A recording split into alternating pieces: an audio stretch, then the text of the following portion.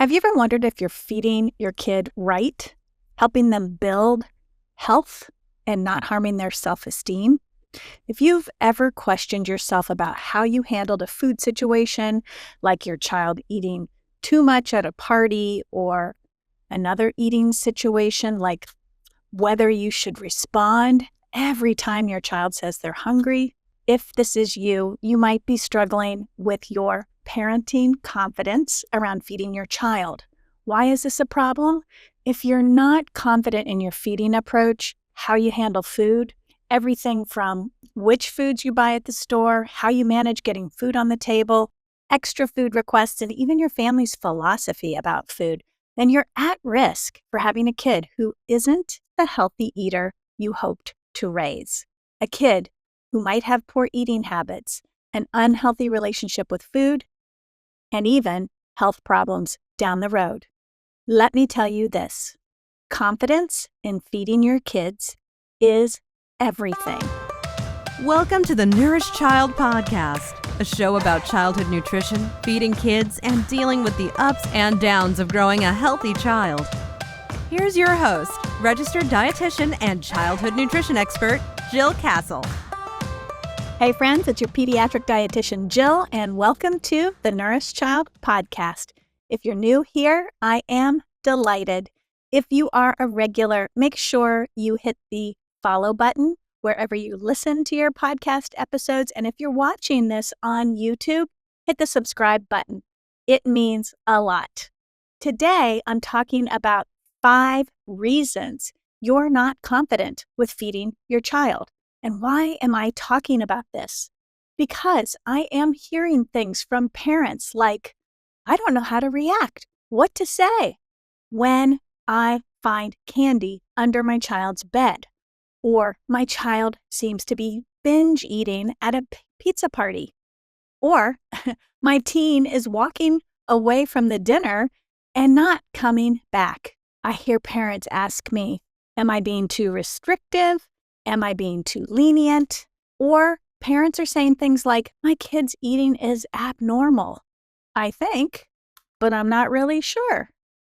There are so many pressures with parenting, and feeding your kids is certainly one of those pressure points that a lot of parents are under and feeling today.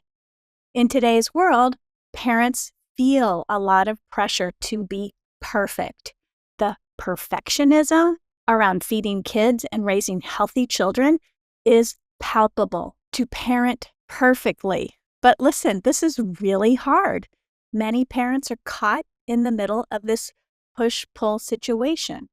Do nothing, ignore, don't make a big deal, or do everything you possibly can, employ all the strategies you're seeing out in the social media universe, and some of these might not even be helpful. On top of all of this, if you don't know when to use your parenting muscle and how to use it appropriately, it can certainly undermine your confidence with feeding your children. So if you don't feel confident, you don't know what to do, you want to do something, but you're not sure what, and if you question every move or find yourself full of self-doubt, wondering if you're making things worse, then I'm going to help you today get some clarity around the underlying reasons why confidence in feeding your child is standing in the way of parenting your child around food. Because feeling confident about food and your feeding approach will help you dodge self-doubt and be a more effective parent. Today, I'm going to walk you through 5 reasons you might be struggling with confidence in feeding your child. So these are 5 underlying reasons you might not even be able to recognize that they are affecting your parenting. So I'm hoping by highlighting these 5 common areas, you will be able to see some of this in yourself and start the steps to building your confidence with feeding your children. Okay, the first reason you might be struggling with your confidence around feeding your child is that you had no model for feeding kids as a child yourself.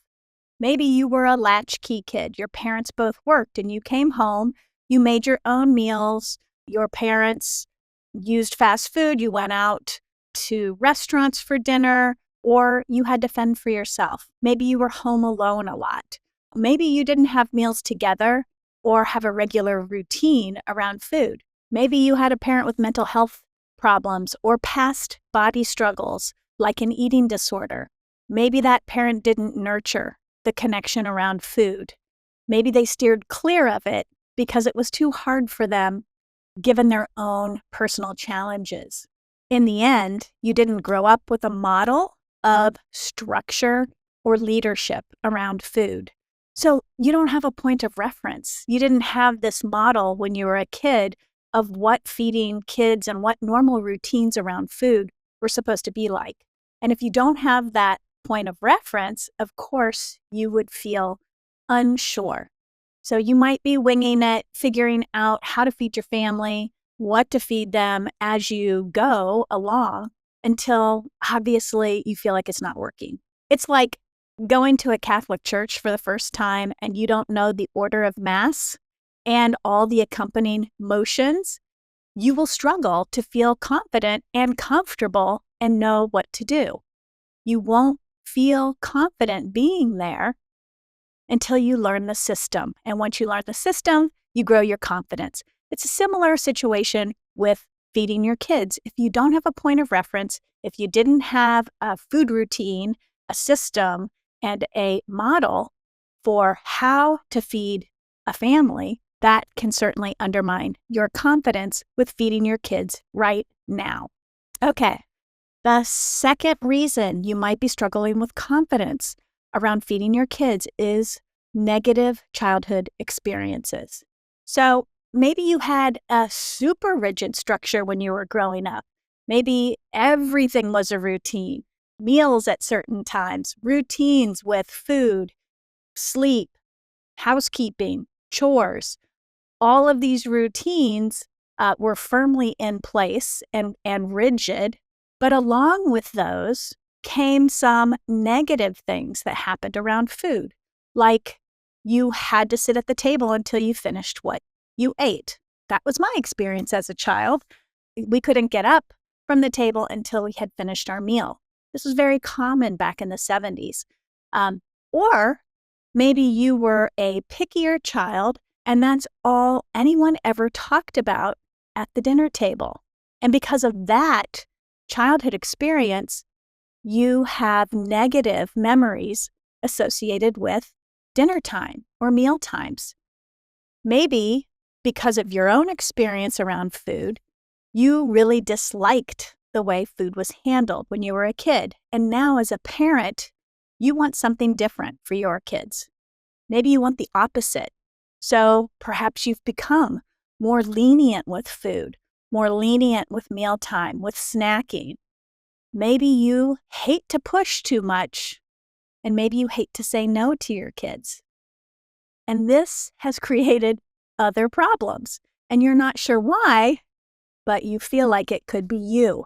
If you've had negative experiences as a child around food and eating, you probably know what you don't want to be doing with your kids today, but you might not know how to do it differently. And this can leave you constantly second guessing yourself. So Maggie was a client of mine years and years and years ago. And as a child, she was forced to sit at the table to finish her green beans. She'd sit there until 8 or 9 o'clock at night, and then she would be sent to bed. When she had her own kids, she waited for her kids to tell her when they wanted to eat. When they said they were hungry, she responded immediately. And they were saying that they were hungry all the time. She fed them whenever they said or asked for food, and it was creating quite a chaotic home environment, and it was untenable for her as a parent. In addition to that, both of her kids became heavier and had health concerns like high cholesterol and prediabetes. She didn't know how to turn it around. She only knew that she didn't want to create a negative dynamic and experience around food. That was what was driving her parenting with food. She didn't know how to do it differently. She didn't know how to do it better. So the point of number 2, this whole negative childhood experience history, is that if you have had a negative experience as a child, it may be influencing how you're feeding and parenting food today. And if things aren't going well, that can certainly undermine your confidence in parenting around food. Okay, let's move on to number 3. No foundational knowledge of food and feeding. So again, if you find yourself asking questions like, how much sugar is okay for my child? How much milk should my child drink? Or which foods have protein? Which foods have fiber? You might be lacking confidence because you don't have a baseline knowledge of food and nutrition for children. And listen, no one tells you what or how to feed your kids. When you have them, when you birth them, they certainly don't come with an owner's manual. I had this experience myself with my first child. I talked about this in my TEDx talk, which you can watch if you haven't, over on YouTube. But I, even as a pediatric dietitian who specialized in things like bone marrow transplant nutrition and cardiovascular cardiac heart disease when babies were born, my expertise and specialty at the time was IV or intravenous nutrition. So when I had my own child, my first child, I didn't have like the practical food and feeding information that I needed to parent with my healthy child. And that got in the way a lot. I had the basics on food. I did not have the basics on feeding. And it created a lot of negative dynamic between the two of us. And it resulted in my oldest being underweight by the time she was 18 months and also anemic. And so it definitely had an impact on us. Thankfully, I've learned a lot about feeding because I put my nose in the books and I really, really learned a lot and have quite an expertise, I would say, in that right now. But my point is, even me as a pediatric dietitian struggled with getting the food and feeding dynamic in a really good place with my own child. So I also know that parents don't get this upfront information. Even though you visit the pediatrician in that first year of life, that advice is only covering you for that first year. It helps you with breastfeeding, bottle feeding, starting solids. But what about the next 17 years? You're on your own. So feeling like you don't really know the information you need to be a successful parent can certainly undermine your confidence. When you find yourself with more questions than answers about how to react and respond to your child's pushback or their behaviors around food, it's a clear sign that lack of knowledge is driving some of your low confidence with parenting food. The good news is I've got something to help you, something that hundreds of parents have already used with success, and that is my flagship course, The Nourished Child Blueprint. If you feel like you could use more knowledge about nutrition that is specific to children, because remember, kids are not small adults, my Nourished Child Blueprint program will accelerate your nutrition and feeding knowledge so that you nourish a healthy child inside and out. In this online program, you'll get a food system that includes a balance of all foods, not a restrictive meal plan or a diet. You'll get a feeding strategy that effectively nurtures a healthy relationship with food in children and ways to build healthy habits now and into the future. It's a self-paced course with lots of supportive resources. You can check out the program at thenourishedchild.com or look for the link in the description below the video. Okay, let's get back into it. I'm talking about 5 reasons you're not confident with feeding your child. I've already covered number 1, number 2, and number 3. No model as a child for setting up a whole routine in the home around feeding kids. 2 was negative experiences in childhood around eating and feeding and food. And then 3, no fundamental knowledge about nutrition and feeding kids. So now let's dive into number 4 and number 5. So number 4 is social media resources. I feel like everyone, is using social media as a resource for information about nutrition.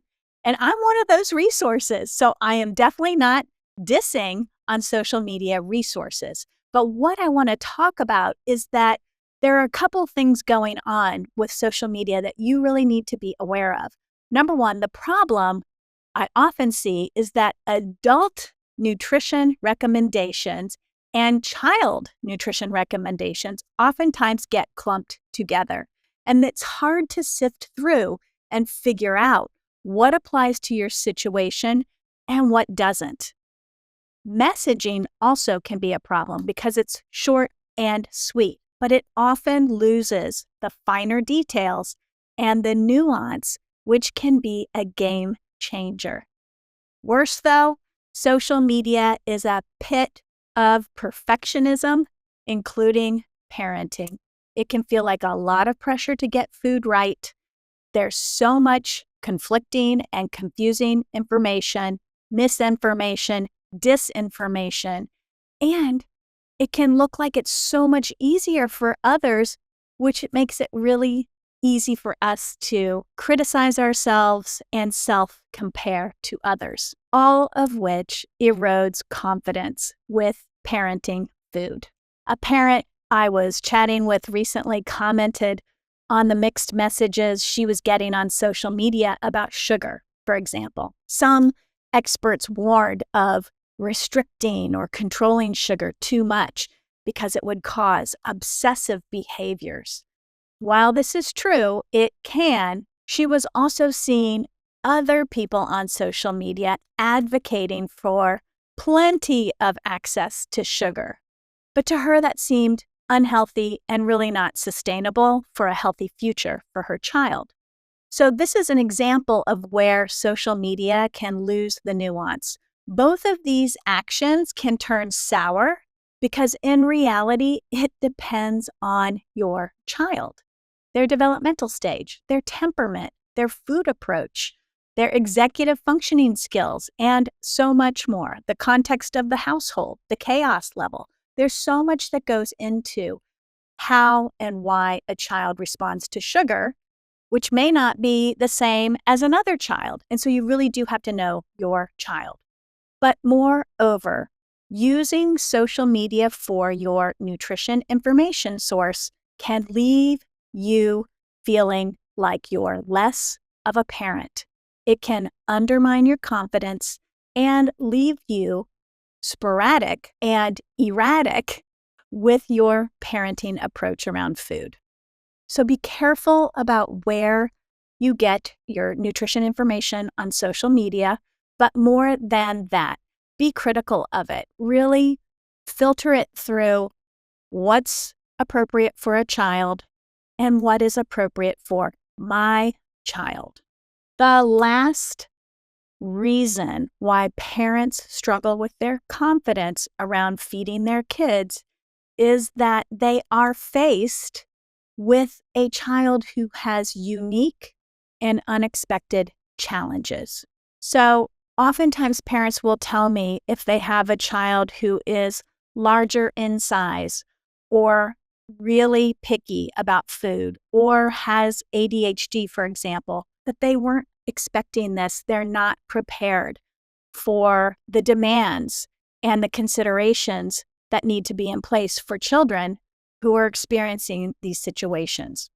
So if your child is heavier, pickier, has ADHD or other health-related concerns, part of you might feel like you caused these challenges. You also might think that you can fix them, and you might try to do things differently, but meanwhile, all the worries you have are undermining your confidence. So if you are, for example, managing a child who might be larger in size, you might be questioning everything you're doing. You might be wondering, well, should I put them on a diet? Because it works for adults. And I really should be doing something to make sure this child gets healthier because their future is at stake. I mean, can you imagine the self-doubt and the self-questioning? All of this undermines your confidence. And in the end, what happens is you end up feeding your child with fear rather than confidence. And whenever you feed from a place of fear, your child is more likely to absorb your anxiety, your worries.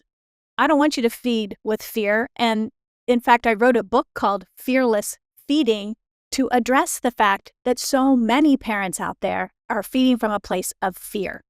And so I want you to be confident with feeding your children. And while these 5 reasons are the most common underpinnings of a lack of confidence with feeding children, they are not insurmountable and they are not overcomable. So I hope this helps you understand a little bit more about yourself. And I also don't want you to think that this is a you problem, but rather a side effect of your environment, your upbringing, and the context of how you're maybe operating in your daily life.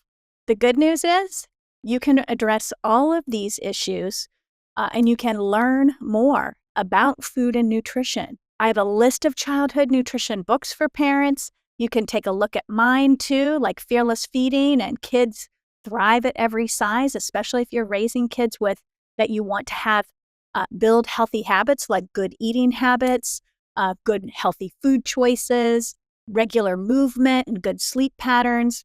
You can also check out my program, The Nourished Child Blueprint. It really is an ideal starting point if you are just getting started with feeding your kids. It's a good reset too. If you feel like it's just not a lot of things that you're off balance with, but there are some basic things that you could take a refresher on. And then last, I am here to help too. I have so many resources on YouTube, for example. If you're watching this podcast on YouTube, I have a bunch of other videos that will be really helpful to you that you can access and learn from. I also have a website with tons of articles that will help you sort of learn about nutrition and feeding kids. Those are over on thenourishedchild.com. And then last, you have this podcast.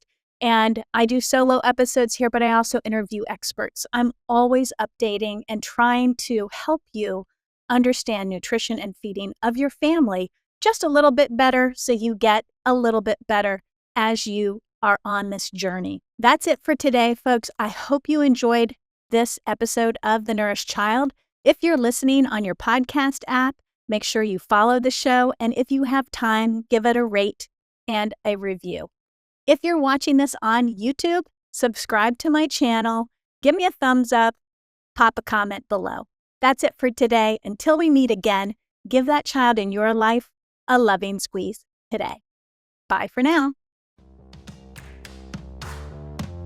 Thanks for listening to the Nourished Child Podcast, where the #1 goal is to help you grow a nourished child inside and out.